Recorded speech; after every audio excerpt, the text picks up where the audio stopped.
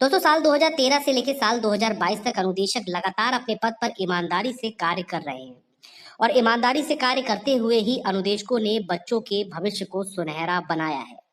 लेकिन अभी तक अनुदेशकों का खुद का भविष्य अंधकार में है। अभी तक अनुदेशक मात्र 7,000 रुपए का मानदेय ही पा रहे हैं, जो आज के महंगाई के दौर में बहुत ही अल्प है और इतने मानदेय में कोई भी अपना गुजारा नहीं कर सकता है। एक तरफ तो अनुदेशक नियमितीकरण की मांग जोर शोर से चल रही है, दूसरी तरफ अनुदेशकों के मानदेय को बढ़ाने की भी बात है और साथ ही साथ 17,000 कोर्ट केस की भी डिस्कशन चल रही है। लेकिन इन सब से हट के अनुदेशकों के हित में जो सबसे बड़ा कार्य होना चाहिए वो ये है कि आने वाली नई शिक्षक भर्ती में अनुदेशकों को उनके एक्सपीरियंस के आधार पर भारांक मिलना चाहिए, ताकि अनुदेशक अपने भविष्य को सुरक्षित कर सके। अनुदेशकों के पास एक लंबा शिक्षण एक्सपीरियंस है और इसी के आधार पर उन्हें आने वाली शिक्षक भर्ती में भारांक प्रदान किया जाना चाहिए।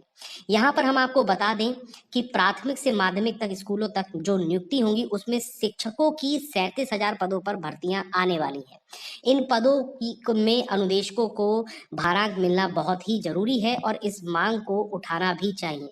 हम आपको बता दें कि आपकी स्क्रीन पे ही दिखाई दे रहा होगा आपको कि विधानसभा चुनाव के परिणाम घोषित होने के साथ ही आचार संहिता के कारण रुके हुए काम फिर से शुरू होंगे। स्कूलों में शिक्षकों की 37,000 से अधिक पदों पर भर्ती जल्द शुरू होगी।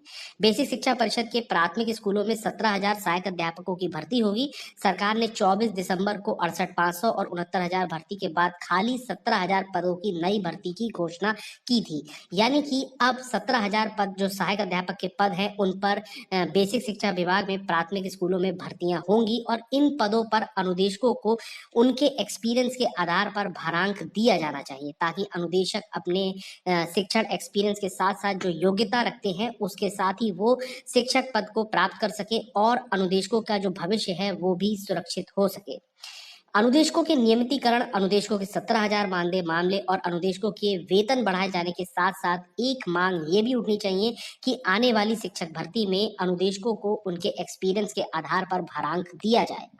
आप सब लोग मेरी बात से कहाँ तक सहमत हैं, इस बात को आप कमेंट में जरूर बताएं और इस मांग को भी उठाने के लिए सभी से बोलें कि अनुदेशकों को आने वाली नई शिक्षक भर्ती में उनके वर्किंग एक्सपीरियंस के आधार पर भारांक प्राप्त हो, ताकि उनका भविष्य भी सुरक्षित हो सके।